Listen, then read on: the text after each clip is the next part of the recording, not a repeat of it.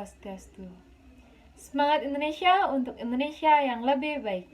Perkenalkan, nama saya Niko Mengdian Perunawati, NIM 202021110191, Fakultas Ilmu Hukum.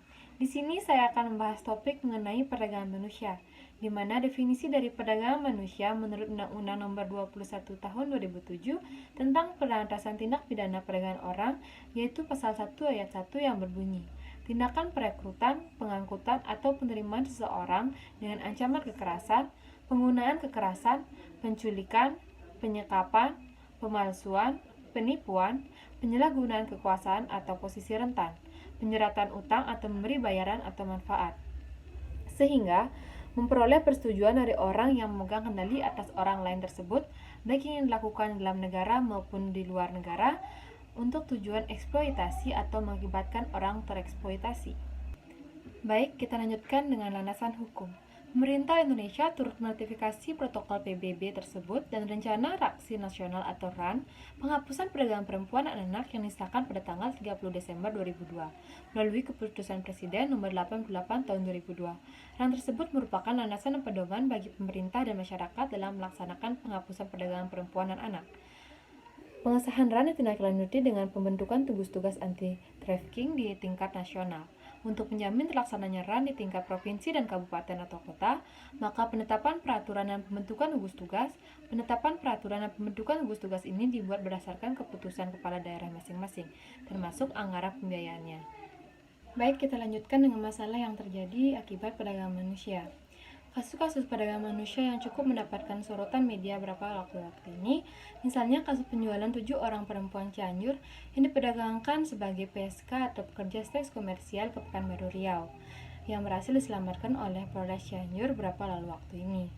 Upaya lainnya adalah upaya penyelamatan terhadap 2 orang perempuan korban perdagangan perempuan yang dibebaskan oleh reporter SCTV dari tekongnya di Malaysia. Oleh sebab itu, perdagangan manusia itu sendiri perlu menjadi sorotan oleh pemerintah untuk ditangani, karena hal ini dapat berpengaruh besar terhadap citra bangsa Indonesia di mata dunia. Lanjut, kita akan bahas bentuk dan faktor yang terjadi akibat perdagangan manusia. Ada beberapa bentuk perdagangan manusia yang terjadi pada perempuan dan anak. Contohnya yaitu kerja seks atau kerja paksa seks, pembantu rumah tangga atau PRT, penari penghibur dan pertukaran budaya, pengantin pesanan, beberapa bentuk buruh atau pekerja anak. Kita lanjutkan dengan faktor-faktor yang mendukung perdagangan manusia ini terjadi. Yang pertama yaitu ada faktor kemiskinan. Kemiskinan telah mendorong anak-anak untuk tidak bersekolah, sehingga kesempatan untuk mendapatkan keterampilan kejuruan serta kesempatan kerja menyusut. Seks komersial kemudian menjadi sumber nafkah yang mudah untuk mengatasi masalah pembiayaan hidup. Yang kedua yaitu keinginan cepat kaya. Keinginan untuk hidup lebih layak tetapi dengan kemampuan yang minim dan kurang pengetahuan informasi pasar kerja menyebabkan mereka terjebak dalam lilitan hutang para penyalur tenaga kerja dan mendorong mereka untuk masuk dalam dunia prostitusi. Yang ketiga ada kurangnya pendidikan dan informasi.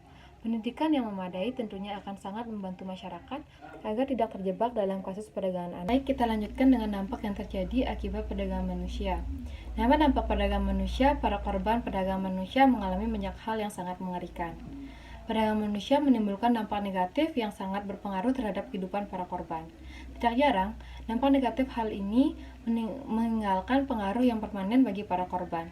Dari segi fisik, korban perdagangan manusia seringkali terjangkit penyakit.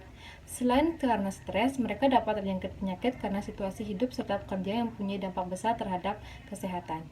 Sebagai contoh, para korban yang dipaksa dalam perbudakan seksual seringkali dibius dengan obat-obatan dan mengalami kekerasan yang sangat luar biasa. Baik, untuk kata-kata penutup, trafficking merupakan permasalahan klasik yang sudah ada sejak kebudayaan manusia itu ada dan terus terjadi sampai hari ini. Penyebab utama adalah kurangnya informasi dan dengan adanya trafficking, kemiskinan, rendahnya tingkat pendidikan, serta keterampilan yang dimiliki oleh masyarakat, terutama masyarakat yang berada di pedesaan. Sulitnya lapangan pekerjaan, selain itu juga masih lemahnya pelaksanaan hukum Indonesia tentang perdagangan orang.